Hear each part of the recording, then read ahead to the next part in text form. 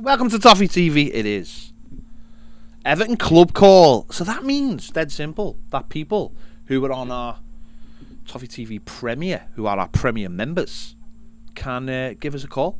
Give us a call. If you want to give us a call and you're not a Premier member, then become a Premier member. Dead simple. You get more than just phone calls. You get exclusive videos, daily live exclusives, and sometimes you get Ned taking his top off. That's a new perk we've added to it. That's a new perk. Or we'll just get I've seen or would like or a picture of, or we could just like send out pictures of Ned wearing an Everton top with no pants on. Would that do anything? Anyone? I think it would. Well, Dick L's missus if she's. I think that would be a big step forward. So if you are on Premier, the link is at the top of this. Please give us a call. Not enough of you call, because usually the people who said to us, we want to call, we want to get calling, we want to get people on. So please do. But straight away, let's get into it. We have got a caller straight away. Without any ado whatsoever, let's get Everton on. Hello. Let's go. Hey boys, how's it going? All right, mate. How are you? I'm good, man. I'm good. I won't be long because go on, mate. I'm actually at work. Okay. So I'm gonna say something real quickly. You know that rumored bid? Obviously, it's just a rumor, I think. Yeah. But with Anthony Gordon getting that bid from Newcastle, wouldn't it be the most Everton thing if we were to sell Anthony Gordon? Just think of it. If we were to sell Anthony Gordon, wouldn't it be the most Everton thing for him to have a brilliant season at Newcastle? Or on the flip side, listen to this. We keep him and he doesn't produce a whole lot this season. Wouldn't that be the most Everton thing to happen? I know, but the first one, that's like the darkest timeline, isn't it? That's like the darkest time. We won't know. If you don't sell him, we won't know he'd have a great season at Newcastle. So all we can hope, isn't it, is that we keep him and we use him and he progresses, and we have somebody who's an Evertonian, a young lad who represents the club, represents the fan base, and that kind of player drives us forward, and that kind of player becomes the poster child for Everton Football Club, because they are what we've always, as Evertonians, is what we've always got behind, is our local players, and then until we start driving them out the club, of course.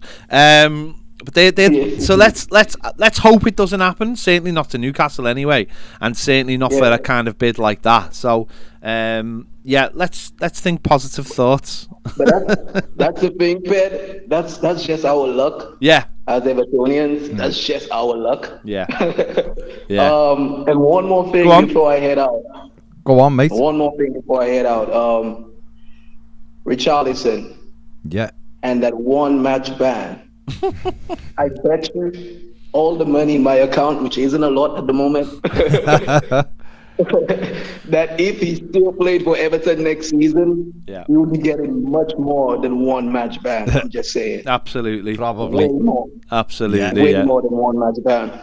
Yeah. But anyway, guys, I gotta head off. I'm at work. Cheers, mate. Thanks for taking the time out, Everton. Cheers, mate. Indeed. All right. See you later. Take care. Cheers, be good. Mate. Bye. There you go. See, you can call from anywhere in the world. You can be at work and you can still call into this show. So make sure you do it. If you're on Toffee TV Premier.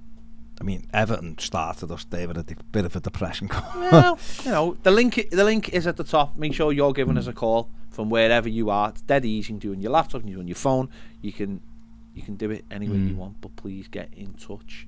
But so there has been a rumoured interest from Newcastle for Anthony Gordon. Do you think they're just testing the Everton's defences? Yeah, probably. Just seeing what, like the look of him. Is there any interest? I mean, the reports have already come out that it was a tentative inquiry. Is he available? So it's obviously being dressed up to be some kind of bid. My understanding is there has been no bid for him, so they're just seeing what's what. Wouldn't surprise me if his agent was like, oh yeah, because it's contract time. Contract time. New contract time. Contract time. Contract time. Listen, it'll happen. I'm quite sure it'll happen with Dominic Calvert-Lewin as well. I'm sure they'll get not a bid, but I'm sure there'll be inquiries about Dom to see if he's available. If Newcastle can't get, they want a kitty, don't they? A kitty key. And we're playing in France at the moment, and they're frustrated with how that's going. So he's a centre forward. So that doesn't happen. They may come and try test the water with Dom. So they've got money and they've got freedom to spend that money at the moment, and it's what you should be doing. If you've got money and you know a club hasn't got money, and that they have a couple of players you like, go and test the water and see how it works. Well, there's going to be.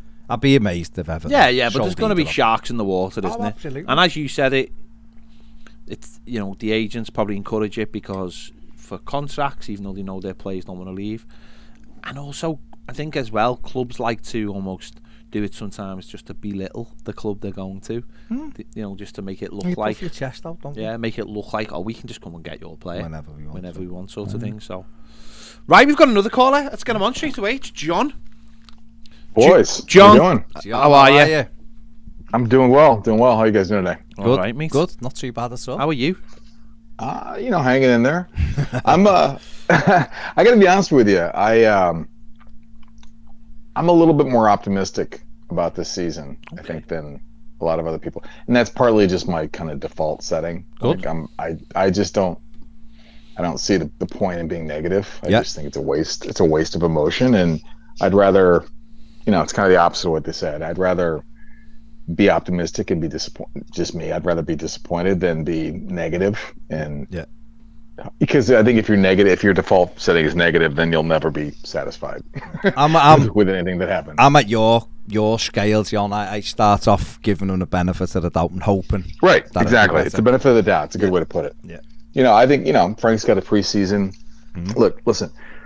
We're not going to sell Anthony Gordon. I think people just need to literally just calm down. Mm-hmm. We shouldn't sell. I just watched the your daily daily live extra this morning with Ned, who, by the way, can I just make a point? Ned is a completely different person when he's talking about football than when he's talking about literally anything else. He's confident. He's pretty knowledgeable, I find. He speaks clearly. He speaks with confidence. He makes good points. Sometimes he doesn't, but we all chat wham sometimes, right? Yeah. It's So maybe clearly he doesn't have a future behind the camera. So maybe his future is. Just kidding, Ned. Good points. Anyway, a couple of Everton things. Number one is, Baz, you brought up something this morning about Yuri Mina, and I don't know if this is like a popular opinion. I don't want to sell Yuri Mina. At all. I mean, if we're going to get less than 10 million or less for him, what's the point? Put him in there. It doesn't really matter if he plays every game, or obviously it matters, but if we were to pair him with Tarkowski, all of a sudden, for however many games we can get out of Yuri Mina, or even possibly even rest him at periods during the year, just because we know that he's made of glass sometimes. That's a pretty formidable center back pairing, don't you think? Oh, definitely. I think the thing with Mina is, if you're trying to build something around him, just right now, you can't hang your hat on him. That will be my only issue. He's got a year left. He's got a year left. Which we're not now that we have Tarkowski. And that's exactly my point. Oh, go ahead. No, I was just going to say, if Everton, he's on a good contract with a year left. If someone came into Everton and said 12 million, they may look and go, well, he's got a year to go, and we'll take the money and we'll get him off the wage bill. But if that, I understand what you're saying. I mean, me and Pedro both said this. If there isn't anything attractive enough to sell him for, then keep him, and see how he goes. And who knows, he may stay healthy most of the season. Then you can talk about extending the contract. That's all. Yeah, exactly. That's all we're trying to say. And you may have heard me. You probably don't remember, but I've made this point before. Is there's more to the value of a player as well than on field. Obviously, but I mean, he's clearly, if he's not the most popular player at the club, Yeah. I don't know who is. You look at the video from yesterday with him and Richarlison. I mean, it's pretty clear the guy doesn't want to leave. No. Like he loves Everton. Does he? Yeah. Yeah. So I mean, I think in terms of a good dressing room and things like, I don't know. It's just I just love the guy so much. Yeah. And because I've loved players at Everton who weren't that great. But he's clearly a very good player. So it just takes the pressure off of having to have him fit every single game, and it allows us to. I would say whoever you want to choose, whether it's Ben Gordon, whether it's, I don't think it's Mason Holgate, although Baz, I think you and I agree. I think you made the point. I agree too. I actually would. I mean, let's just move Holgate to the number 6. Give him a try there. I mean, Duncan did it and it worked. It was one game, but I think if we're just bound and determined not to go sign a number 6, which I don't, I'm being facetious, but so whether it's Gordon or whether it's Branthwaite or whoever it is that they envision slotting in, or I mean, I'm just not even mentioning Michael Keane, but whatever. Michael Keane might actually be a better player playing next to Tarkovsky. I think you guys have made the point before, where it's if Michael Keane doesn't have to be the leader, right? He doesn't have to be the one organizing. He's actually not bad, So and then anyway, that's my point about that. I just would prefer, unless we get over the odds from Mina, I'd rather just keep him. Yeah.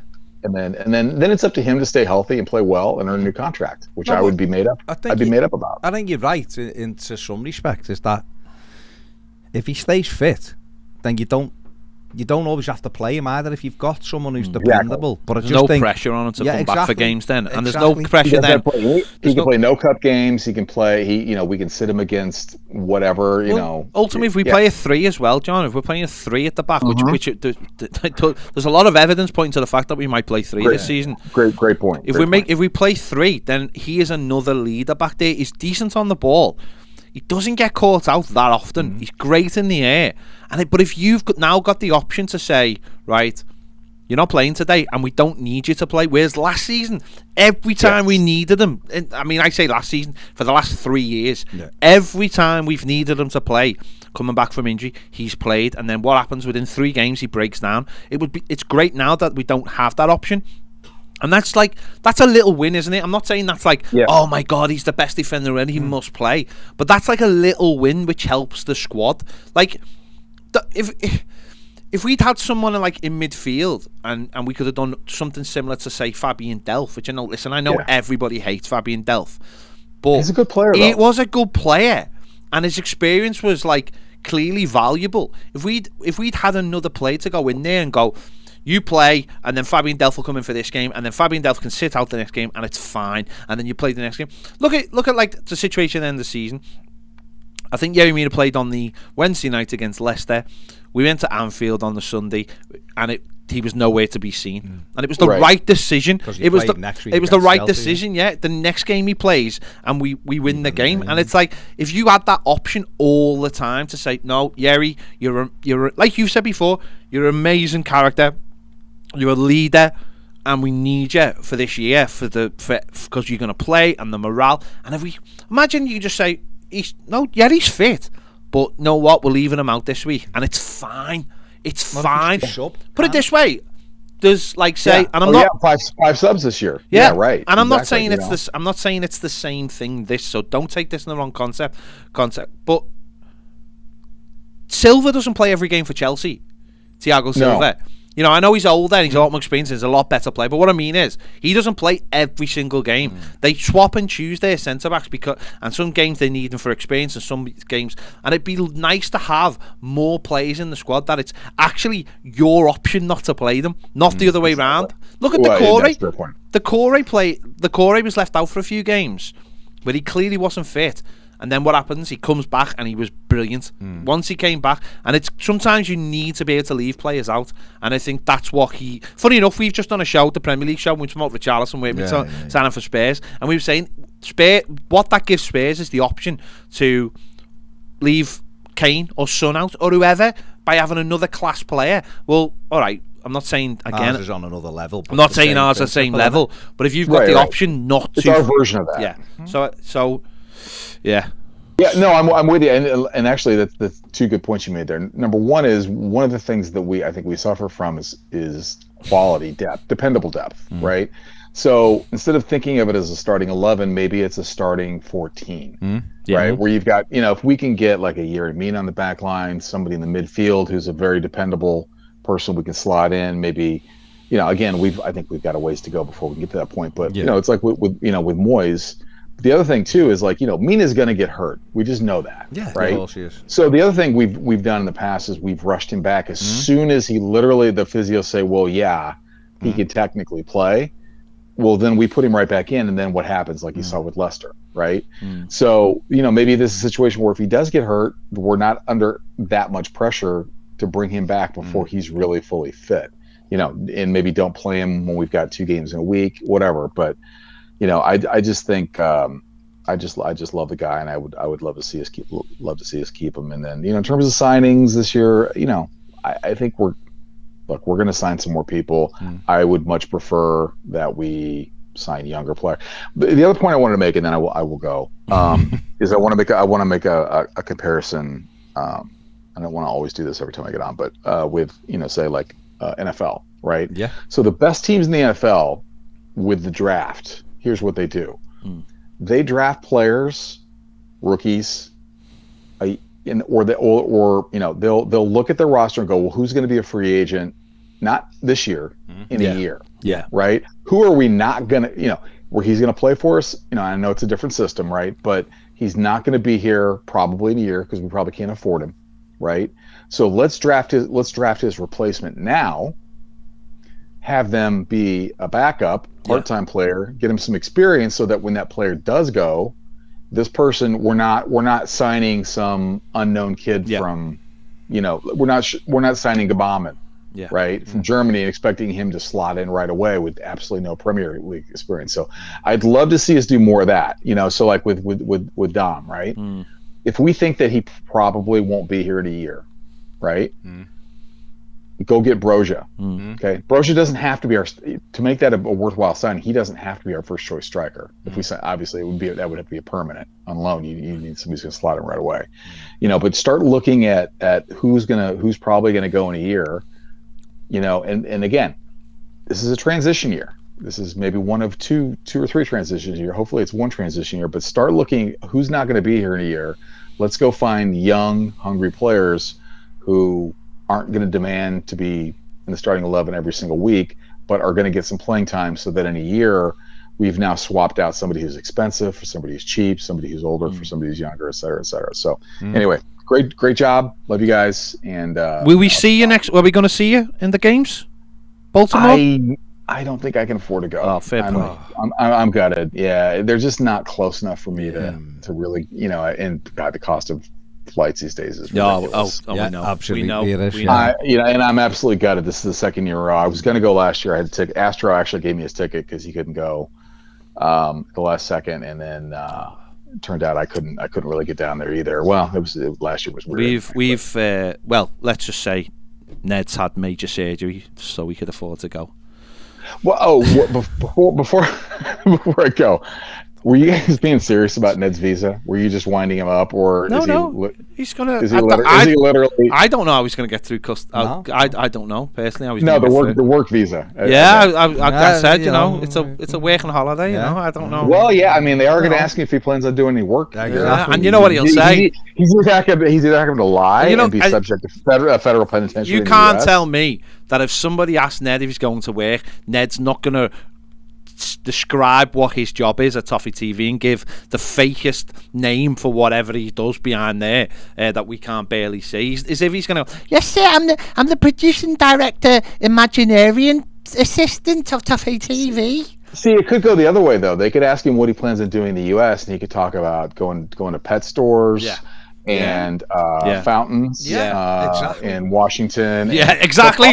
They are all trigger words. All the stuff he's going to do that has nothing to do with work. They all sound to me though like you're in. They're like trigger. They all sound like trigger words though, don't they? Like for Manchurian Candidate. I'm just going to let Ned have a chat with them. It'll last for 4 seconds and they'll just go on.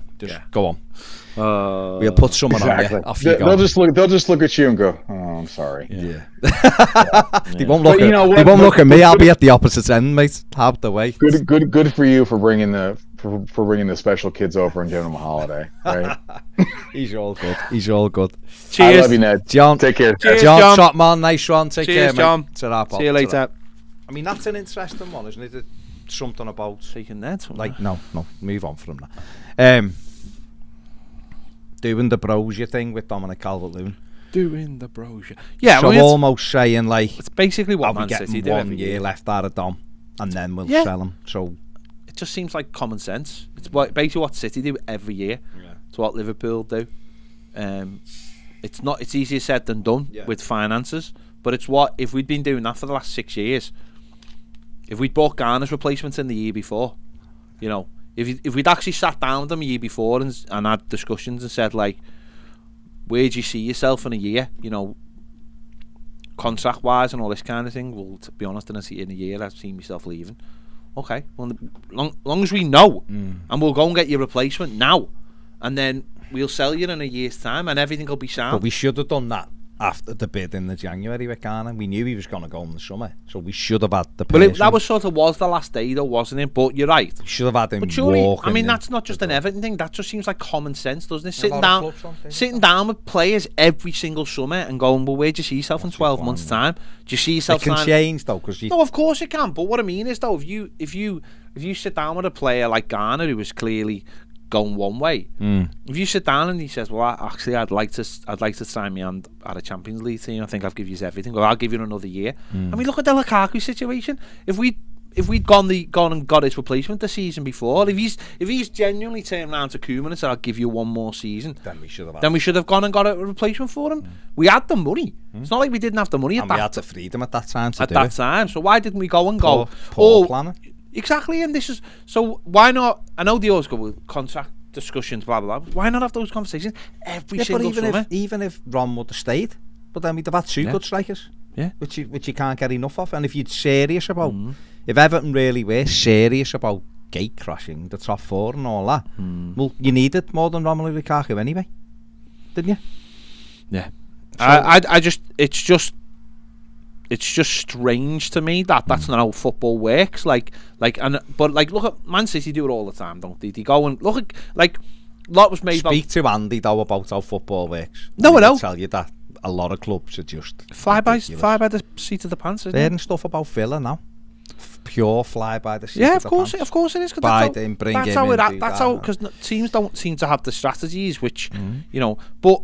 Look at like Grealish at City. Grealish now at City, he's had a year in. He knows exactly how they want to play, how they want to play him. Yeah. They know he can't be this off the cuff player. They know he knows he has to play in a certain way. He's ready for it. Look at the development of Rodri in the last few years. The way when they bought him, people were like, "What's all that about?" His development. Now they're bringing another one, Calvin Phillips, who probably more ready for that position, but. That's how you do it, Liverpool. Don't get me wrong, it is easier to do it when you're in there. Of course it is, but it's still the principle. You can still do it on a lower level. It's still the principle. Yeah. Brighton are doing it to a lesser degree. They're buying players and they're sending them on loan for 6 months to a year and then bringing them back. They're bringing them. Casido now will come in for Basuma. Yeah, and they've just bought another kid from Norway, haven't they? For like £5 million, sent him on loan, and he'll come back in a year. And it's like that's how you're supposed to do things. Get them into the club, get them the right move straight away, have everything planned out, and then in a year's time we bring them in. We thought we were doing this though when Walsh come in, didn't we? We had like Onyekuru and people like that, and it just never. There was a disconnect there, wasn't there? Well, maybe let's wait to see what Nkunku does this season and see if he can be a genuine backup for Michalenko. See, the thing with Nkunku, I'm not saying he's anywhere near good enough, by the way, because we don't know. But higher up the pitch, he's looked quite lively when we've seen him. He's had one Premier League game, that was at Newcastle, and we got beat 2-1, and he didn't play very well in it. He was a little bit out. I don't want to say out of his depth because I think but he's a little bit all over the place. But he did have Andre Gomez in front of him on the left-hand side. He didn't seem to know where he was playing either. Do you know what I mean? And that was it. But don't you think, though, that a large part of that is like just because he's a kid and he was supposed to come and play with the under-23s and he got elevated because Baines went. He played a few good games against lower league teams and he looked good. And then the minute he got a Premier League game, that Carlo looked at him and you haven't got the discipline. But what strikes me about that is that the same approach with Nkunku was the same approach Carlo Ancelotti had for Anthony Gordon. Was like, you're not disciplined enough to play the way I want to go. And so you Carlo Ancelotti once again has proved that he is a top manager. And if he sees these young players and goes, I haven't got the time to put you in the team. And look at Anthony Gordon. Anthony Gordon went away. He's physically a little bit bigger, and development he's better, technically he's better. You know, obviously he's got loads to add to his game, but he's getting. What I like about Anthony Gordon is he's starting to get the fundamentals down. Whereas when he was with Carlo Ancelotti, he didn't. There was that game we played in the FA Cup, and it was at Goodison. Obviously, Goodison was empty, and you could hear Carlo Ancelotti screaming, "Anthony, Anthony, Anthony." I mean, he didn't say it like that, but he was screaming him to get back in front of the fullback. And I think Nkunku going away for a year, he might have. Hopefully, he's gone away, played. He's played games, and hopefully he's learned. And there's a player now. Hopefully, physically, mentally, tactically, has the discipline ready to play in the Premier League. And I think he's more like a wing back than he is a left back. By the way, we might play left because he's an attacking player, isn't he? Even last season he played for Benitez at Huddersfield. Yeah, of course. And he done all right that night. He was dangerous going forward. He's quick, isn't he, and strong. So it's just that, again, tactically, and maybe they've been better off working with Benitez just to get him into shape and stuff of where he should be. But you know, you never know, do you? You never. He might be a bonus player, and it's an area that, because if worst comes to the worst, you've always got Ben Godfrey that can play there as well. Do you know what I mean? And do the job there. So Frank Lampard might keep it. It's up to Nkunku now, isn't it? It's up to him now to come in and work with Ashley Cole this summer, give everything and see where we go with it. And that's what it comes down to. Why are we being linked with Ross Barkley? Because it come on a free transfer. Funnily enough, Sterling's this side for Chelsea. Funnily enough, I spoke to someone yesterday who knows Ross, the mate with Ross, and he was like, what do you reckon? Like, he wants to come back. What do you know? I was just like, yeah, good player. Not a brain in his head. I didn't say that, obviously, it's his mate. But it was like he'd still waltz into our midfield. Yeah, he'd be our best midfielder. He'd waltz into our midfield because he carries the ball. We haven't ever replaced him. Frank Lampard knows him. But it's whatever. Of course. Steve says Bazano, he said that we're apparently in talks for 2 players at the moment. Yeah, it's in your opinion, who do you think it could be? Is the Gibbs-White interest legit? The Gibbs-White interest is legitimate. They did get 12 goals and 10 assists last season. Done well, 22, good age, good turn of pace about him, can play a couple of positions. My only thing, said this to Ned, you went on the Daily Live today, talking to Ned about this, is that when I look at Everton with that squad, and you're trying to piece it together in your own head, aren't you? And obviously we can't see we don't know everything, we can't see what Frank Lampard's plans are, we've no idea who they're trying to get in, who they're trying to get out and such. But when you look at the midfield players, there's no kind of like balance anywhere with it. So we've got Abdoulaye Doucouré, Allen, Andre Gomez, Tom Davies, Dele, Alex Iwobi, Jean-Philippe Gbamin. Yeah. And then you've got, on the periphery of it, you've got Tyler Onyango, and you've also got Isaac Price, right? And I guess you'd throw Lewis Warrington into that as well, just right now, because they'll be looking at him this summer. But I do think he'll go on loan. I do think Isaac Price will be pushed back to the 21s. No, I know. But even if we took them 2 off for now, there's 8 midfielders there, right? And out of those 8 midfielders, there's like no designated number 6. There's no designated fella that'll sit, because Allen isn't that. He doesn't want to do it. Tom Davies is a squad player. Do you know? Doesn't walk in. Yeah. Doucouré doesn't want to play there. Gomez ain't good enough to play there. Then what you do with Dele? Yeah. Then what you do with the Iwobi? And then you're talking about adding midfield players into that. Do you know what we should go for? Number 6. Ghana. The Harry Winks fella. Is he a number 6? Winksy! Enjoy the ball! He loves it. Telling you? That's gone very quiet, hasn't it? No, I'm only messing. No, we do need a proper number 6, but again, no, we've had this conversation loads of times. It's what kind of number 6 you want.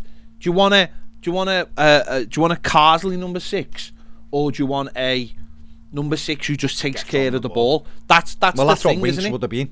That's it, isn't it? You see, it'd help. Sorry, it'd help if we knew, and he doesn't have to. Not going to tell us, is he? If we knew what he wanted to play. Do you know what I mean? If it was like 4-3-3. Then you could go, right, what would that midfield 3 look like? My only fear is 3, if he's playing 3-4-3, it's still 2 centre midfield players when we need 3. Depending what's in the contract. If it's 3-5-2, then fine, but then we lose our wide players then don't play. Yeah. So if we're talking about keeping Anthony Gordon, where does Anthony Gordon play? I don't care. I don't care where anyone plays. Just... SM Ross Barkley does walk into our midfield. He does. Come on, honestly, he does because he's got energy. He can shoot with right or left foot. No, he does. Travels with the ball. He does. He's not amazing. No, he does. But that's an indictment of our midfield. We finished 5th on bottom. He walks into our team. But anyway, come on. No, I was just going to say I'd feel a hell of a lot better with an actual number 6, because I generally don't believe we've got one in the squad apart from Tom Davies. And so I think all the I've said, I think I say this nearly every summer. It's like, always get what you haven't got first, and what we haven't got is a number 6. We've got there's obviously different levels and standards and quality in other players, but we've got wide players. We've got a centre forward. We've got lots of centre backs. We've got 2 fullbacks on either side now. You know, one's the backup one on the left, very young. The backup on the right is very old. You know, we've got what we haven't got is a number 6. So that to me, I'd feel a hell of a lot better if we went out and got a number 6, and it was like, you know what, mate, you're going to play every game at number 6, the same way Tarkowski's going to play every game at centre back, the same way Jordan Pickford's going to play every game in goal, and the same way, hopefully, fingers crossed, touch wood, Dominic Calvert-Lewin plays plays every game up front, and there's your spine then. There's your spine to your team. But at the moment, you're going, well, Alan will play there, and the Corey will play there, but then who plays there? It's like, no, get a number 6, a proper one that you work the rest of your midfield around, and get a spine of the team so that you're not chopping and changing, and you want someone who's going to play every single week in there, and that then he becomes the person you rely on. The same way, as I said, you rely on your goalkeeper, you rely on your centre back, and you rely on your centre forward. Absolutely. James Werdnam on the super chat says, "Afternoon, lads. Another hello from MOD Lynham." Hello, James. Hope you're good, mate. Hope you're good, enjoying the summer. Up the Lynhams. Respect to Football Live says, "Hello, fellow Evertonians," from a Chelsea fan. Hello. Kieran Scotland says, "Adams has signed for Leeds." Yeah, he's gone with Jesse Marsh, hasn't he? Gerin says, "Let's get Dennis in and Bayo for 30 million. Do you mean the Clermont striker, Mohamed Bayo? Him? Would he'd be more than 10 million, I imagine, if they're saying Dennis is 20. He's 24, isn't he? Bayo, or 23 or something.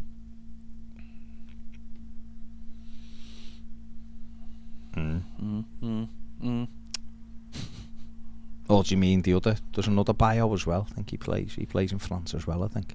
Oh no, hang on, Watford have got a Bayo as well, haven't they? Just wait to see what he comes back with. Yeah.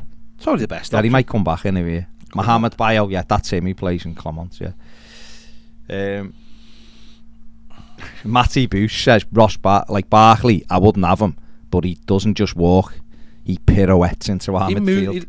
What he does is, gets in the back of a cab, throws chips all over it, probably with Paige, has a fight with the taxi driver, gets out of it and gets into our midfield. He does. That's what we're talking about. He does, and that's not pretty. No, and that's not us going, he's amazing. No, because he really isn't. But he probably would.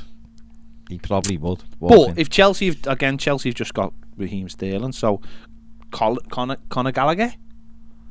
You know, Conor Gallagher, yeah. You know, or is Conor Gallagher going to force Ross Barkley, and then that forces Ross Barkley towards us? You know, there's going to be a knock-on effect, isn't it? And listen, I'm not sitting here saying I want these players. You know, Ruben Loftus-Cheek. I know you. You know, is he another one? One of them. Someone's going to be forced out to Chelsea. But isn't that like? No, I know, but that's. Listen, I don't like it, but I can see it. That's this because this is what we were talking about today or last week when we said about why are we being linked with so many free transfers. The simple fact is free transfers means no money. You can pay wages over the time, but everyone gets paid. But it's, you know, you don't have to pay that big outlay, which is terrifying the Premier League. Are we just at a stage now where we've basically just got to survive? Yeah. But don't we have to do the same now? Don't we have to do a thing where for every Ross Barkley for nothing, that you have to go and get that young you have player. to get the young player as well. I like the young Icelandic lad. Yeah. Ding dong. He is a good player. He's a good player. Yeah. Make sure you hit the like button and make sure you subscribe. Thank you. The Piv is heavily scouted. Him. Yeah. Ding dong. Believes that. He's good. Believes he's the future of Icelandic football. Gaz has seen a few posts of people looking for hotels on Friday for the Premier night. I found the hotels near the venue were quite dear, but I say £50 by booking, one by Lime Street. Considering I'm getting a train in, makes more sense. Makes more sense. And I'll spend the £5 on an Uber from hotel for the event. Do we? There you go. Money saving expert. Gaz. Michael lads, I've got a money saving tip for you. He has got a bit of a Tyson Fury voice. No, if you want Tyson Fury, that's your Tyson Fury right there. Bit gravelly then, yes. Michael Wood says, Baz, I put a comment on your Twitter. I'm staying away from Twitter. But might well ask here, what percentage of Everton's outgoings should players' wages be to be comfortable? Does it completely just coincide with incomings? How far off from being comfortable? I'm not going to try to pretend that I am a financial expert, Michael, because I am far from it. Probably the Escos, someone would know more in terms of actual numbers. John Blaine, another one who would know more in terms of numbers, I think. But the way I'm looking at it, we obviously had to bring that money in by midnight to fall into last tax year, which then put us under the losses, the £105 million losses, which I think it did. I think, didn't the Swiss Ramble do something like this as well and put it at like 35 million under? You're not allowed to spend more than, 350, is it? You know, like, you've got to have losses can only equal 105 million over 3 years. Over 3 years, right. And Everton had lost 370 million. Okay. So the eventual losses, I think the Swiss Ramble had it down at something like 70 or 69 million. But the problem is, right, this isn't that complicated, by the way. I think people don't always... It is and it isn't complicated. But you're only allowed to spend a certain amount of money, right? But... you're only allowed to spend, obviously, what you're bringing in. So you're not allowed to lose 100 million. But so we have. But the problem is, this is the real problem. Everton are expected already to lose £75 million this year, 50 to 70. This is what I'm reading. Yeah, right? Yeah, okay. So I haven't seen I have seen the books, but you know, they're expected to make loss of 50 to 75 million because everything that's gone on with USM and everything. The loss of money is there. We lose money every year, and we're not. It's not that hard to fathom out. We lose money every year, and we're not putting money in. So therefore, we're going to lose more. So the projections will be slightly wrong from these other people, though, because they've got the stake money being 10 million a year. Okay, well that's way above that. All right, well okay. But if that's why I've said 50 to 70. So if we're already projected to lose 50 to 75, then that means that if it's at the far end of that, then we can only lose another, say, 30 million. And we're over. Which, the way this club is run, probably that'll happen. So therefore, if you've already lost that money, it's like anything else, isn't it? What happens if something happens? What happens if there's then you want to go and buy people? Well, what if you want to spend 50 million when there's 50 million out the window? So there's your money. And at the end of the year, you're going to have to come to the Premier League and go, and they're going to say, well, where's the rest of that money? I'm going to have to sell him or him and him.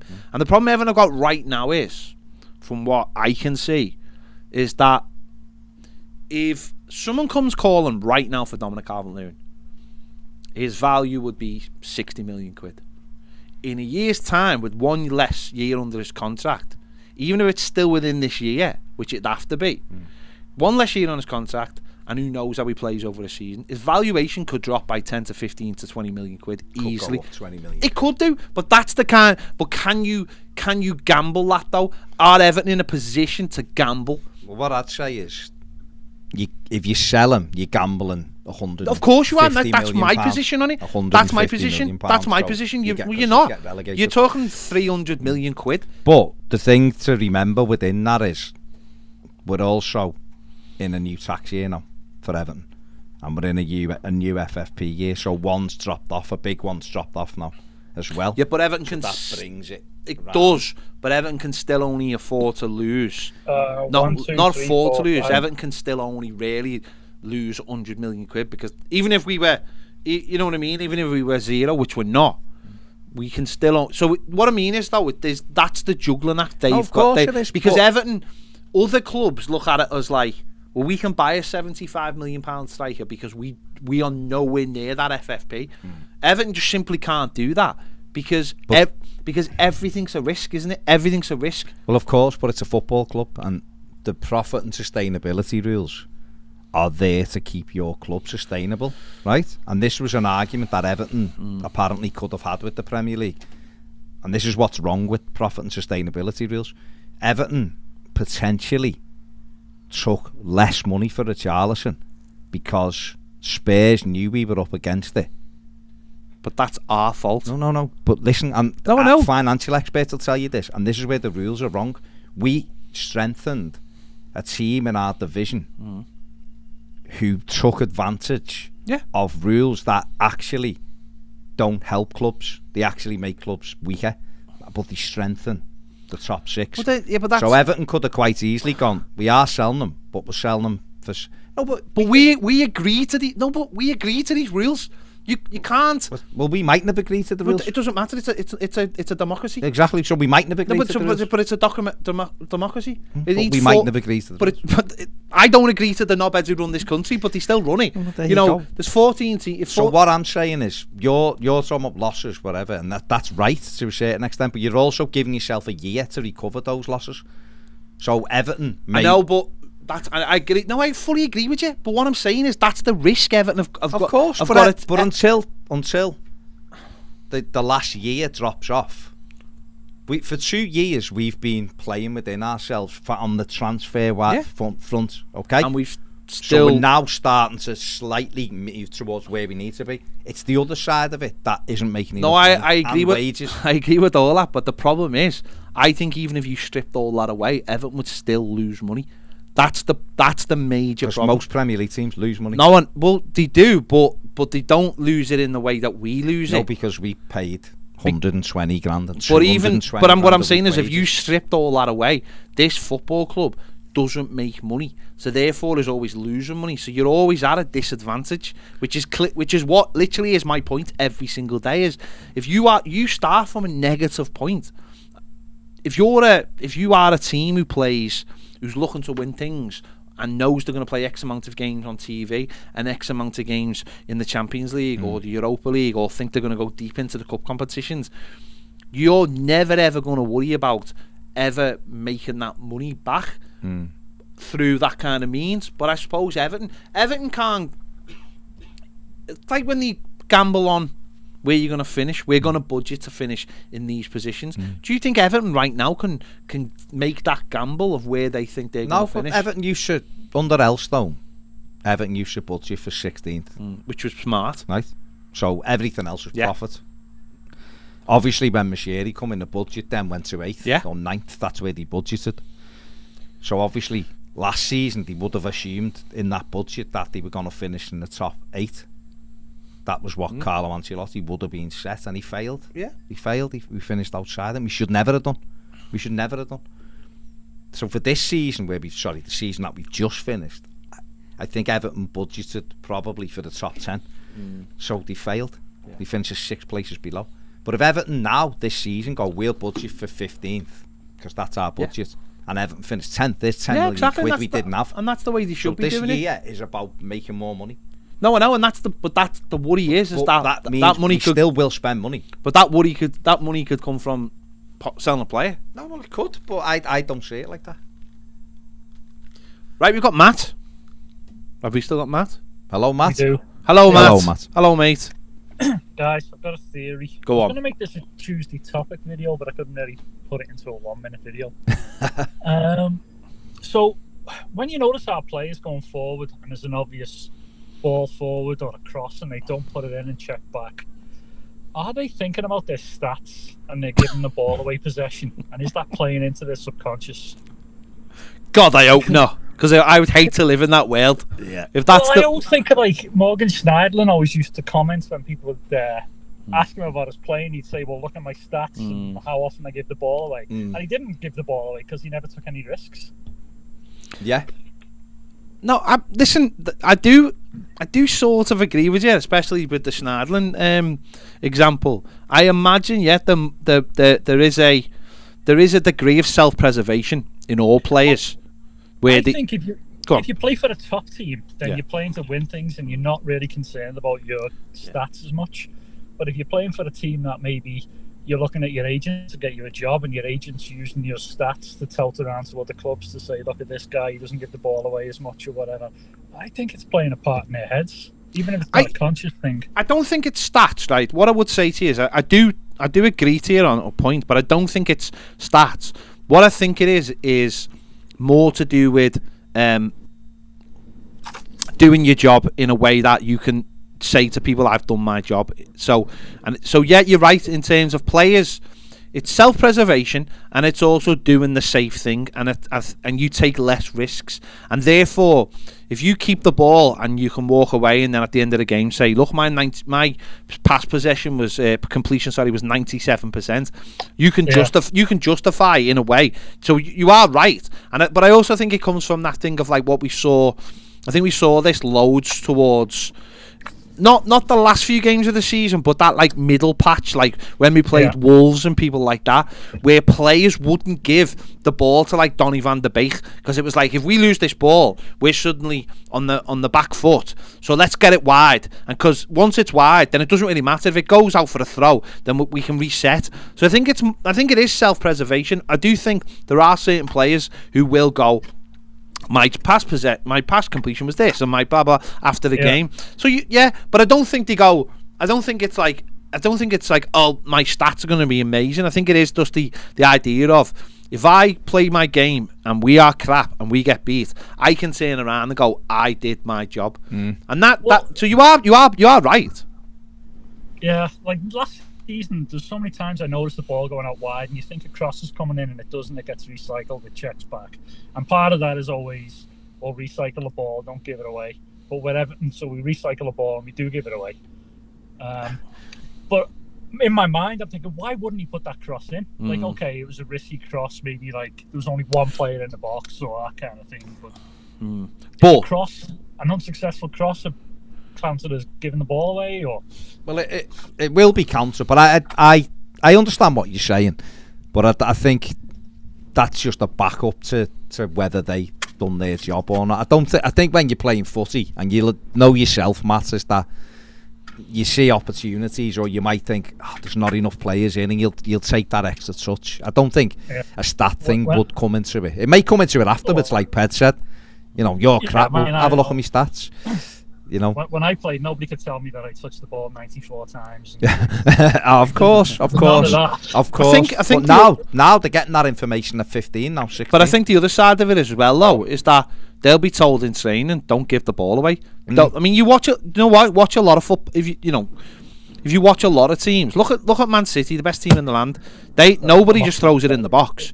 If it's not on, that's where the word recycle comes from, essentially, in football nowadays. It's Don't just throw it in the box, because there are some teams that you can lose the ball to and you won't get it back for 5 minutes. So I think for a team like Everton, certainly in the position we were, I think it was a case of, if you've got the ball, they can't score.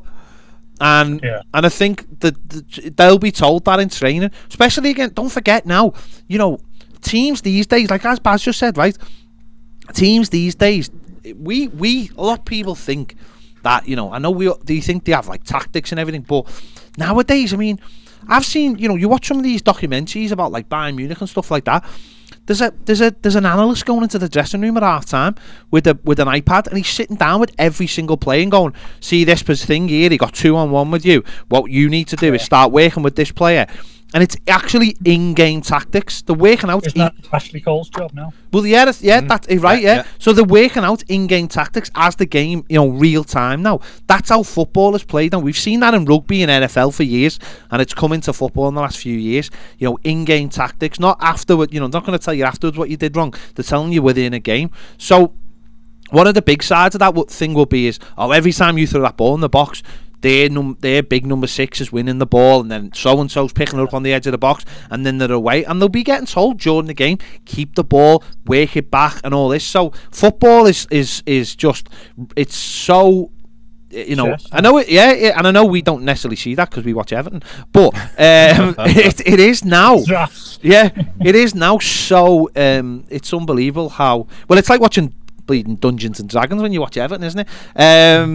It's you know, the degrees that the clubs go into now are just, you know, half the jobs of the people now are analysts, just analysing the football, just analysing particular moments in the games, what each player has to do better. So it's you know, a lot of that stuff I'm glad I have nothing to do with. Some people love it. I know Andy the Piv just loves it, and the models they have at where he works are mind-boggling, and it's, you know, I would never want to get involved in that side of football, because to me that takes the well, whatever fun there is left in football for me. So, but it is unbelievable now. But yeah, but what you're forgetting is Schneidlin was a massive shithouse, and I think that's what you're forgetting. I think that's what we need to take away from this conversation.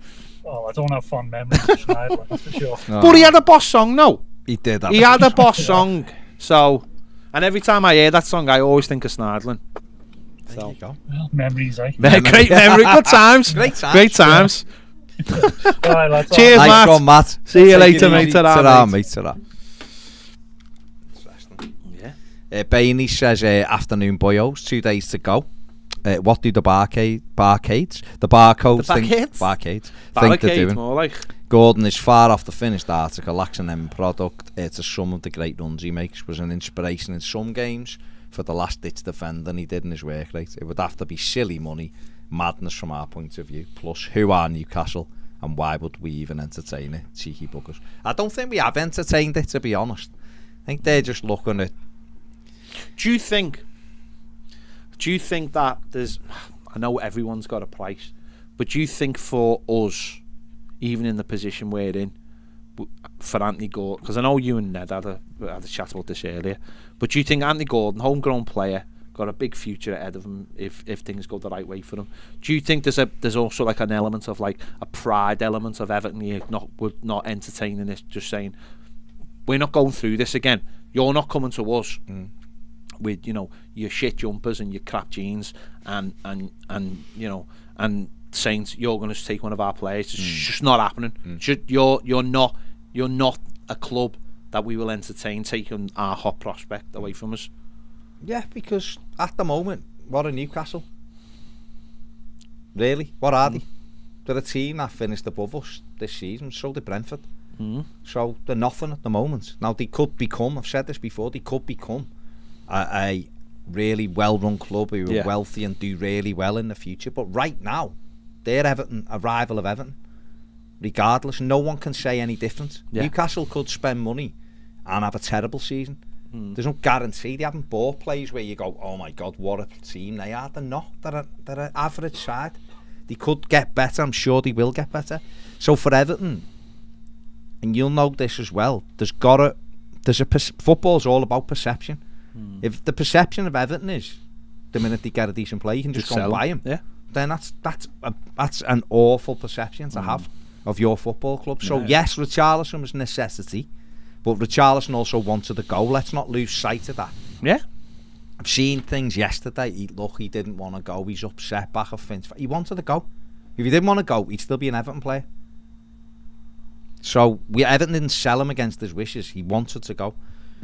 Anthony Gordon, does he want to go? I doubt very much he wants to leave Everton right now. So Everton have got to And I understand that we had the conversation today, me and Ned, it's pure profit because he's an academy player, you know, and people were quoting the numbers going, if Everton were offering 35 million, would you really want to pay for that? The problem is, when you start entertaining stuff like that, you are quite literally selling your soul. Well, that's it, then you're done. You're quite literally selling the soul of the football club when you start selling your youngsters that are on the up. So... that's it. Let's speak to a man who's very quiet, doesn't really talk much, not very opinionated. Astro. So I give him the big build up, and Ned hasn't even got him on. Nope, classic. Oh, he's walked off. Okay. Nick. Give me the thumbs up when he comes back. Steve Donahue says, "Hi lads, I'm going to the Premier night, travelling up from Northampton. She's staying at the Titanic. Big treat for the wife. Can I walk to Pardon? Can I walk to Murphy's from there?" Yeah, yes, absolutely. Be great to get someone in, or defo, or be great to get someone in or a defo at the weekend. Hope it's okay. Players. Yeah, see you on Friday, Steve. Yes, you can just walk from the Titanic, not far at all. Bill Cummins says, do other clubs see us as easy pickings because of our financial problems? Yes, I think so. Blood in the water. Connor says, seen on Twitter, if we don't get Gibbs White, we'll go for Barkley. Okay. Peter says, my family has electric car, so much better than the other cars. It's cheaper, get most of our energy from Octopus Energy, only get theirs from green methods. Scientists say 2 degrees increase in temperatures. Red alert at the moment, we're set for 3.2. Absolutely. The worst experience in an electric car was the red, half parked in the charging space, eating McDonald's. It isn't even closest car space. Okay. Richard says, afternoon gentlemen and Ned. Feel a bit torn with this alleged Gordon bid. I really like the lad and want him to become a superstar at Everton, but it's hard to deny that receiving 35 million for a player with those stats will be incredible business. The problem is that complete lack of trust I have in the current setup to spend the money wisely. I'd honestly take the 35 million and not replace Gordon at all if it meant we spent all the money putting a world-class scouting network in place and started to change the culture of the club. Just going out and spunking it all on replacement is like building a house on sand. But you still need players to play football. You have to have footballers to play football. That is a key ingredient. It's like when you see all these young players signing new deals at like the under 23s or the under 21s and the under 18s. It's because you do need players to play in these teams. You know, they're not all going to make it or whatever, but you still need footballers. There's no point having a boss scouting network if you can't actually put players on the pitch. Have we got Nick yet, Ned? Keeps freezing. Oh. Kev says, Baz, directionally on the 2 you've shared the work and on, do they fit the profile younger? They are younger players, yes. So we'll see what happens, mate. We'll see what happens, but there's a mix of players who they're looking at, obviously. So it's who you can get in, isn't it? The French government have fully nationalised electricity. That's what we should do. And know what else we should nationalise? Learpack. Definitely. Definitely. Gaz says a lot of talk on the Tuesday topic yesterday about how great Moyes did at getting the absolute maximum out of what he had. I don't know if Ped managed to watch the Phil Neville interview I sent across. Looks like Neville had a massive input on the mindset and mentality changes. Yeah, definitely. Bainey says, I'd love to know the constraints we have with what we have available. Not that it's always true, but I used to like it when the club came out and said what the manager had to spend on players. The thing is, we have to sanction players transfers via the Premier League when we have a billionaire.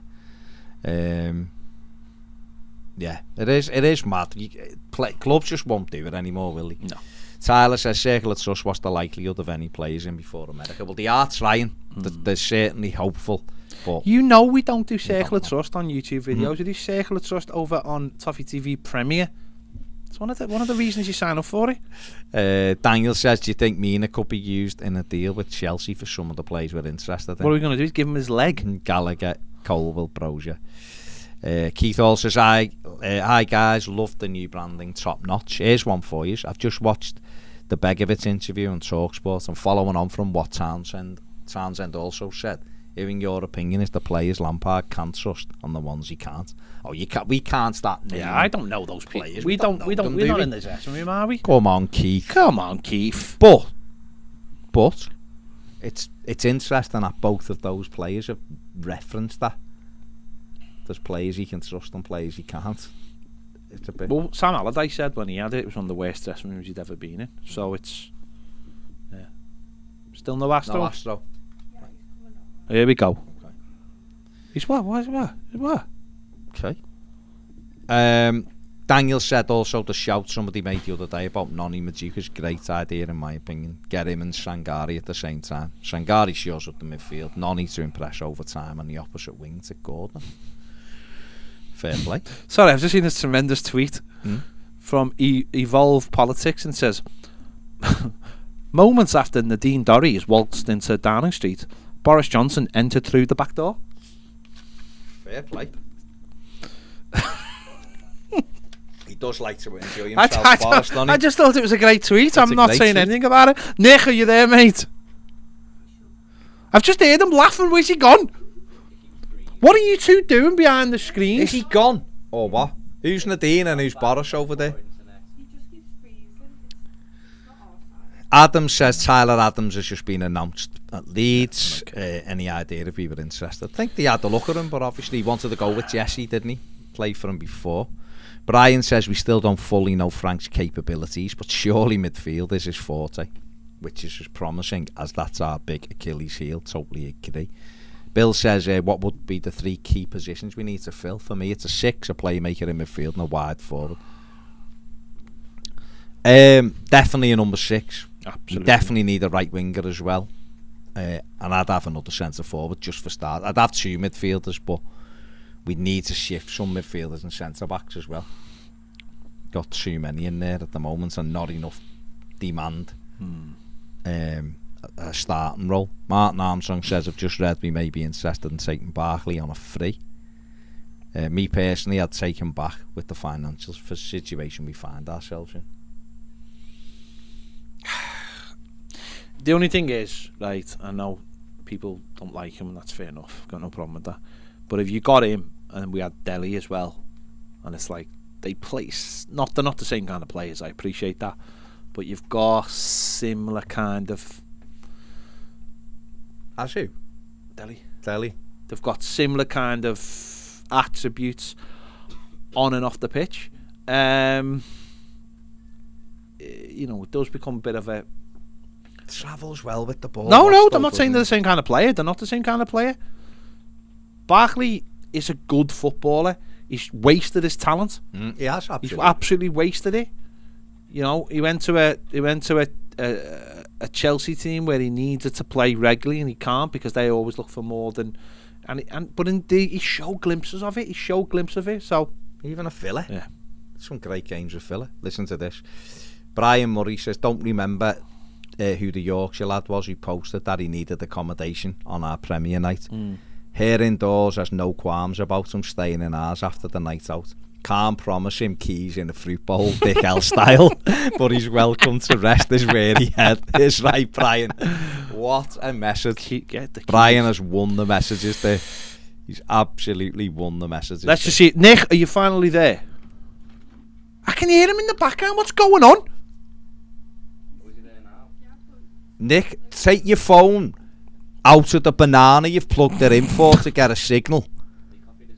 Come on. I keep on hearing him like chuckling in the background, and when I go to speak to him, he's not there. Tom says, what's the plan for uploads when you're away, guys? Will there be no content? There will be content, Tom. We'll try and do daily lives. Stuff. We really will. We'll try and do lives when we can. Yeah. Problem is that time differences and and stuff like that. We will be doing stuff. Absolutely, we're doing stuff. I mean, it's not a holiday. There'll be social clips and everything. Yeah, it's not a holiday, and we'll be doing stuff from the grounds, and we'll be doing stuff from the events, and we'll try and do a live in our accommodation. What we only need 2 of us. Whether it doesn't matter which 2. Yeah. I will not be on any of them. I'll be in bed. No, I'm only messing. No, they only need, and there's 5 of us going, so they only needs 2 of us. Yeah. We'll sort it. So we will do stuff, and we'll be doing like a smaller like documentary of it for when we get back, so which will be good as well. But there'll be stuff every day, mate. So rest assured. Yeah. Paz says, whatever pain we have to endure for the next year or two, it's a year closer to being out of the crap. My outlook is optimistic for the future, as the first step is admitting we have problems and getting on the road to solve them. That's kind of the way I'm looking at it, though. We're in that situation. There's actually, you always referenced it as the adult in the room. Yeah. Well, it seems like there's an acceptance of that, because we've had to, by the way. Yeah. But we're at that point now, and that everyone we trim off the wage bill, and everything we're trying to restructure points to it being healthier as we go forward. There will be pain, of course. Nick, are you there? Yeah, mate. He's there. He's there. Wow, I could hear him talking, that's all. I wanted to get him on as fast. Put it in the apple instead of the banana. Go How on, are you, mate. Yeah, no, just you could see from my Tuesday topic yesterday that I'm not exactly as animated as I normally am. I don't know. I've just kind of resigned myself to some facts and some figures regarding Everton, and I'm just I don't know. I'm not real fussed about anything at the moment in a good way. Right, so let me ask you this before you give me one of your tremendous rousing statements.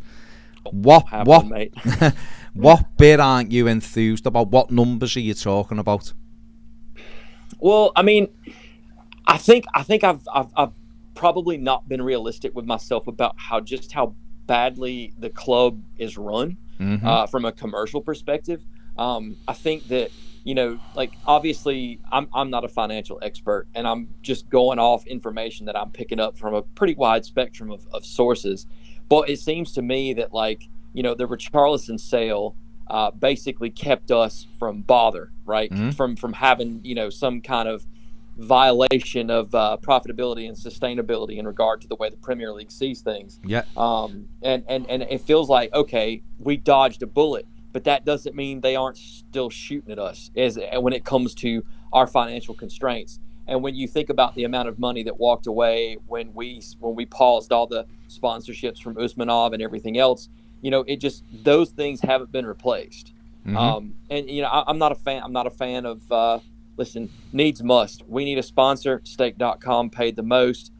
The logo is not my favorite one on a shirt. It's probably going to prevent me from buying anything, which is the way I financially support the club. I mean, but that's my personal decision, right? I don't like the look of it. It's just not my bag. So I'll just buy retro tops off of eBay if I feel the need to add to my ridiculously large Everton kit collection. But for me, all I'm saying is that, like, I know it's early and there's still time, but it just seems to me that the bigger questions we needed to answer is, where are we going to improve our commercial revenue aren't being answered. And I'm just going to say this, right? In any organization, in any well-run organization, continuous improvement is a hallmark.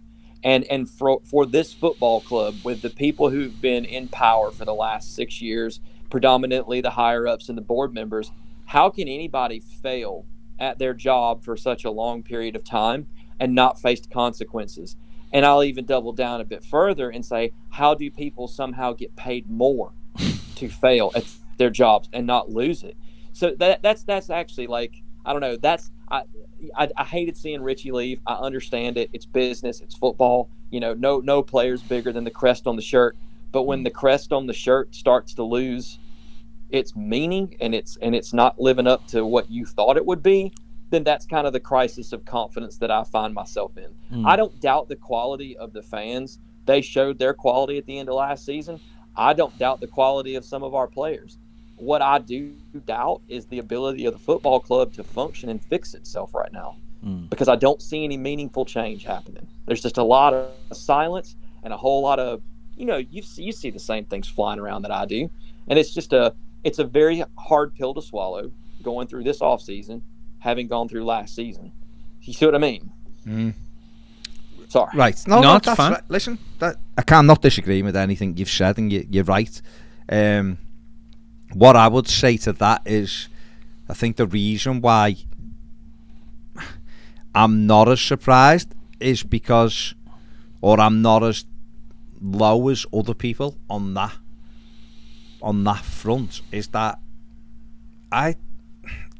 these people who we're talking about, are they really gonna sack themselves? Did anyone really expect them to sack themselves? If you're relying on the owner to come out and do it, why would the owner do it when he hasn't done it so far? So. Yeah, but isn't that the owner's job, though? He's not going to, though. No, but but that's the point, though, isn't it? So that's like me going, you know what? But why hasn't he? There's a mansion up there that I want to buy for $1 million. He's the owner, though. Why hasn't he sacked him? But why hasn't he sacked him? He's not going to. Why, though? Because he's not. But why? Because why? But why hasn't? He's not asked. But then, if he wants a profitable club, and he wants the club to be worth the value that he thinks he is, why has he got terrible people running it? I'm with Astro. I can't understand that, and I can't get my head round why, if you've got an investment and you're investing another X amount of £1 million to build a stadium, and you want people to come and invest in you, why wouldn't you want the best people running your football club? Like, I understand what you're saying. I just don't understand why you would think like that. You've got terrible people running this football club, and it's run terribly, and yet you just go, I'm going to change why was David Unsworth sacked? Why was people in the academy sacked? Why has he sacked 7 different managers?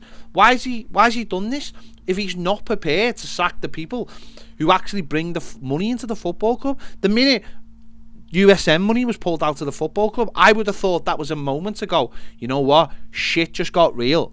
I can't rely on the big fella's money anymore, and I'm going to actually have to get people who can actually do stuff to bring money into the club. And that means saying to Bill Kenwright, Bill, just tell them all you've resigned, and I'll give you this cushy little job being the honorary president, and tell Miss Dynamite that you're looking for a better job somewhere. You're gonna go and get your own job somewhere else. And that's what you're gonna do. But then what? I don't understand why, if you owned a football club and you want to sell it, or why you wouldn't want the best people running. But I haven't understood that from the moment he took over. It's been my one thing that I've been consistent with right the way through. We're 6 years in and he hasn't done it. But he wants, if he wants a return on his investment, but also though, that doesn't mean we should stop shouting about it. I'm saying in fact, I'm asking. The point was, I'm asking Astro why he's feeling the way he is at this moment in time. And what I'm trying to say is, you're right to feel like that. That's fine. You've also don't lose your enthusiasm for the actual football of it, because if you start losing that, what will be the point? You won't be an Evertonian. Do you know what I mean? You'll step away from it, because what is the point? If you lose the faith in us getting better as a team, I'm not talking about the other side of it. I'm not going to disagree with anything you've said, but I just always start from the point of, like, we've got a new manager, new director of football. Let's see if they can rebuild this team a little bit. I agree with you, right? But you're talking about mid-level management, right? And that's essentially what the director of football and the trainer are, right? And the gaffer are, okay? How many times do we have to look at the mid-level management that's always where the hammer blow falls, right? Like, we look at these people and we say, okay, they do have some power, right? Because if the director of football recruits and does his job right, then Frank Lampard has the tools that he needs to put together a football team that can be competitive most weekends. Because listen, there's 3 or 4 teams in this league that nobody can touch. They've got more talent, they've got more money, they've got more resources, and the rules are rigged to keep it that way. Yeah. Okay, it's essentially a closed shop. It's a super league in everything but name. All right, so I understand that, but what I'm saying is that we've seen this all before. Right, and we just took. How many gaffers have we had? How many managers have we had? I mean, they come and go. There's a revolving door on Frank Lampard's office at Finch Farm, and nobody's taken it off yet. It's still there. My point is, we just sold a player, and I get why we had to sell him, but you have to think about the portion of heart that just walked out of that. Like, I've never been in a professional changing room, Baz, you have, but I'm smart enough to know, I have enough skills of observation to know how much of our heart and our fight just walked out the door. And also Duncan Ferguson's gone, and a lot of people have a lot of different opinions about him. But I'll tell you something: at the end of the day, there's one thing that nobody can argue, is that man cared and he had heart, and those players knew him. Okay, so there's also a part of your leadership apparatus that's more heart-focused that's walked out the door. Yeah. We've just taken 2 steps back. Now, you ask me, how did I end up where I am? It's because I know one thing. I know without the fans, we would not be in the Premier League again this next season. We would have been relegated. And all I have seen and I mean this sincerely, since the season ended, I've seen the cracks of division begin, and all they've done is run, because people don't have anything to do right now but argue with each other and get at each other, because the club is unfortunately silent. And when you don't take the narrative goes wherever other people want it to go. And you've got this stuff about where we're going to get sold, who we were going to get sold to, and there literally doesn't seem to be a plan. And if somebody, I don't need, like I said before, I've had this argument before, I don't need to know, like if I was in occupied France in 1944, I don't need to know what day the Allies are coming. I just need to know you're coming. I just need to know there's a plan, okay? I don't need to be privy to every transfer, like opportunity or price or contract number. I just need to know that there's a plan. And I really do feel like there are people like me who are just dying for any reassurance whatsoever. And listen, hope does spring eternal, but there's only so many times I can look at that Landon Donovan jersey hanging in my closet and remember how great it felt when I found Everton, because the Everton that I'm living with now is not the Everton that I found 11 years ago. And I think that's the hardest part to deal with. I think you make a good point there. Going back to what you were just saying there about yesterday, there's something online, where about like voluntary redundancies at Everton, and someone gets hold of the story, they twist the story, they put it out, and you've got people like Baz having to correct people on it. It's like, why do we allow that stuff to happen? That kind of stuff spreads really quickly. Negative news spreads quickly than more positive news. Absolutely. So clicks. Yeah, exactly. So why people putting that? And of course, it started in a rag of a paper, and of course, but it spreads really quickly because people want to believe the negatives sometimes a lot more than they want to believe the positives.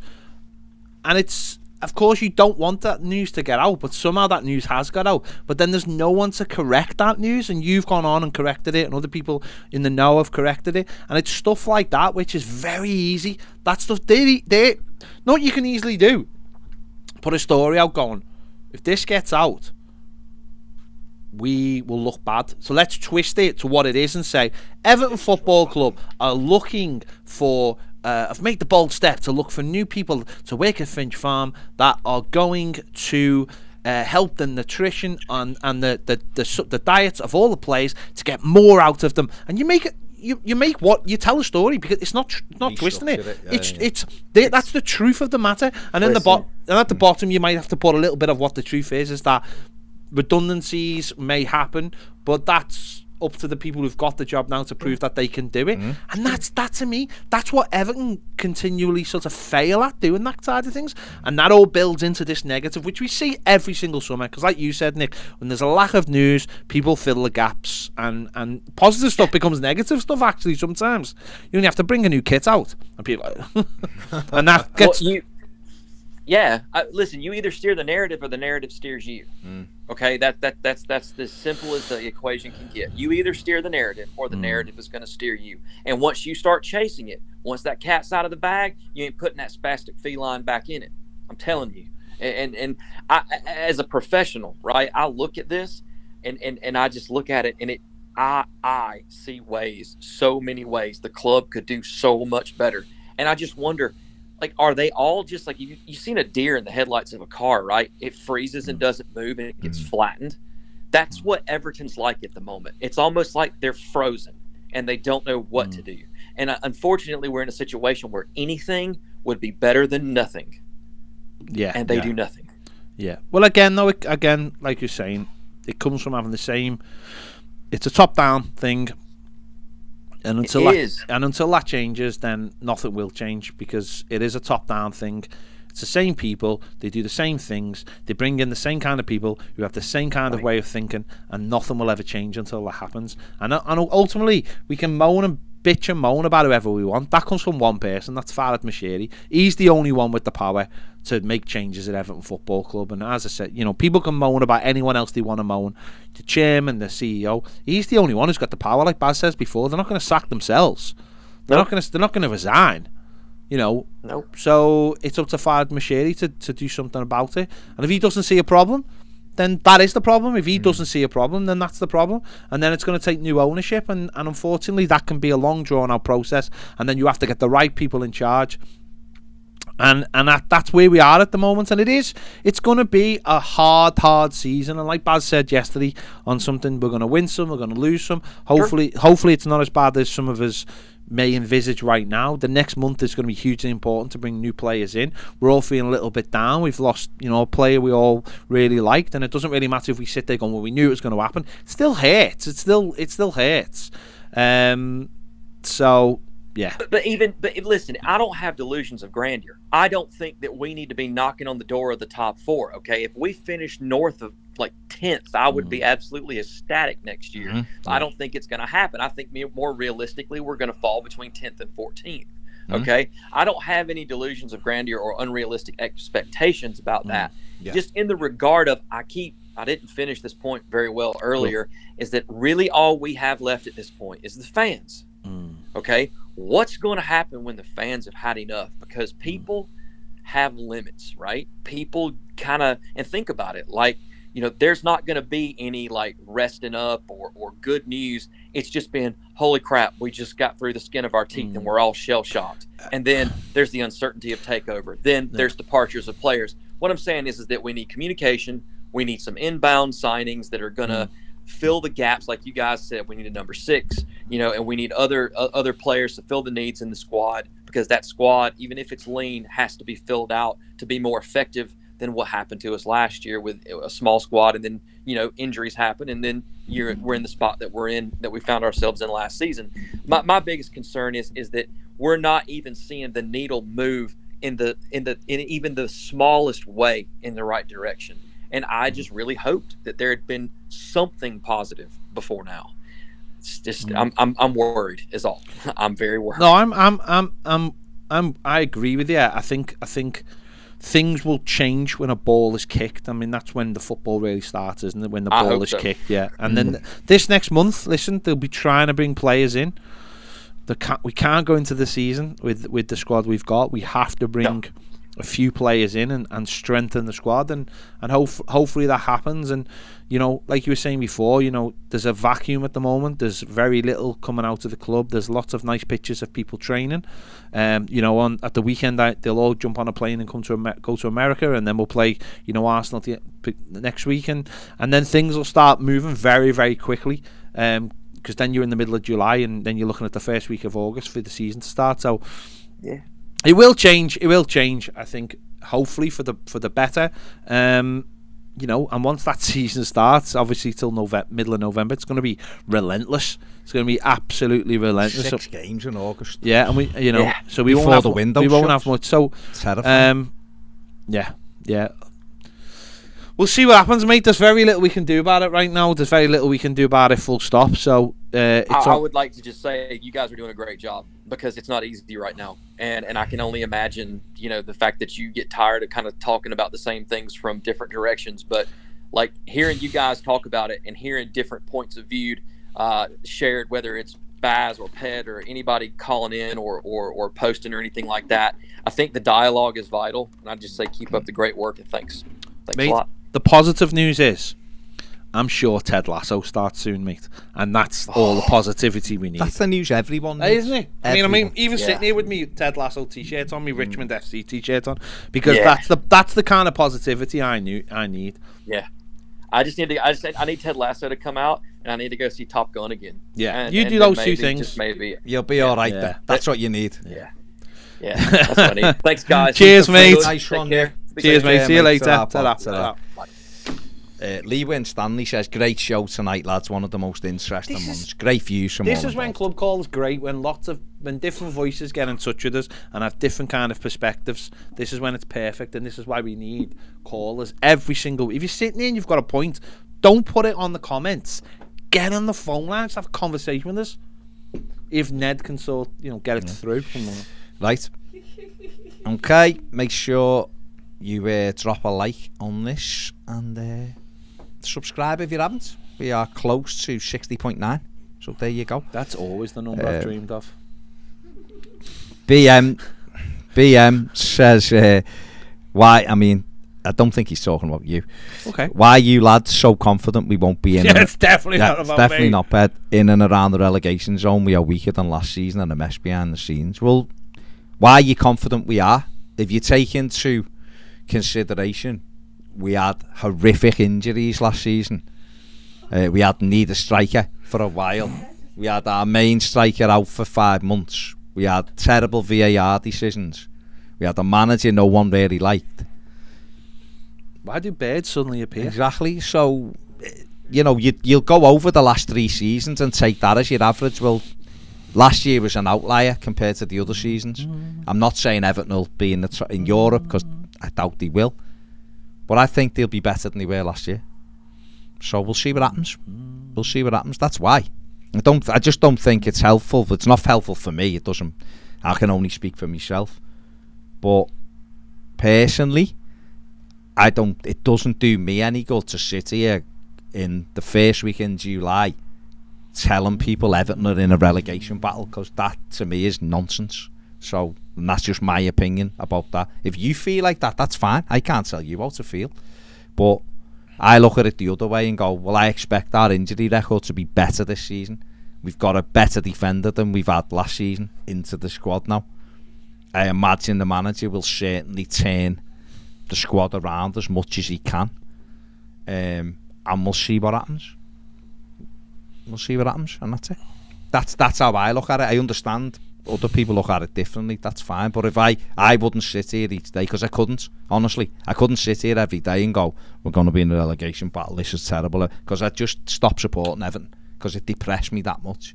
So I look at it from the other way. But everyone crack on with the way they get through the day.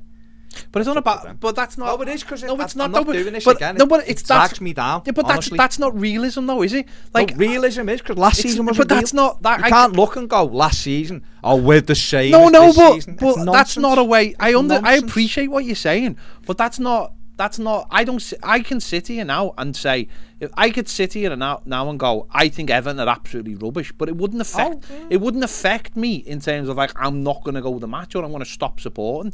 It's just, if that's the way I feel, that's to me, that's just the realism of the situation. I have to look at it with the way it is right now, because I think right now Everton have got a very, very poor squad and need to improve it. And if they don't improve it, it's going to be a very, very tough season. And that, to me, is just the realism of the situation. And I'd rather face it like that than think, well, this could happen or that could. Anything could happen, of course. Anything could happen. You wouldn't have thought last season we'd lose our striker after 3 games, and then the following game lose our other striker for a month. Things happen, don't they, in football, unfortunately, and that's why I've always said about the squad. The squad is, to me, is right now Rondon's our backup striker. Yeah, and that's I'll admit that is terrifying. I can't sugarcoat that. And then, but in a month's time, we might have another striker. You know, so right now when I sit here, I can't project what's going to be in 4 weeks. I look at it right now and think we need a number 6, and also we need other players. That mightn't be the case in 4 weeks. My opinion today might be different to my opinion tomorrow, because tonight we could go and buy a player. We're not. But you know what I mean? It's like that's. D'Angelo, this is where I am with it. D'Angelo says, I believe realistic expectation is 11th to 14th of right now, because we've brought Tarkowski in, and that's it. I agree with that. And that's right now. Yeah, and that's right now, because. And to be honest, Ped, that might be the realistic expectation of me in September. I might go Everton if they finish midway. For me now, progress, and I can't believe I'm saying this. I honestly cannot believe I'm saying this. But progress this season will be mid-table, but not dragged into the relegation worries. That would be progress for me. Do you know what a factor that you have to look at, that I think maybe some people look at, where they look at it on the face value, is like the Leeds situation. So Leeds have sold one of their players, and they're going to sell another player. But they've already gone out and bought like 3, I think maybe 4, and they'll probably buy a couple more. And I think that's, if people saw Everton doing that, they'd be a lot more optimistic about the situation. But I think because people haven't seen that, you know, after 5 days of selling with Charlton, that Everton are linked with a direct replacement, I think people's mind, a lot of people will go, well, if we haven't got one after 5 days, then why didn't we have all? It doesn't mean, again, I'll use me. But it doesn't mean it's not going on, does it? But I know, but that's, and it is going on. But people think in the moment, don't they? We think in the moment about pretty much everything. So I think that's where, because unfortunately, we are again in a situation where it doesn't really matter if Man City bring in Haaland. It doesn't affect us. No. It doesn't affect us what Spurs are doing, apart from taking one of our players. It doesn't affect us what Liverpool.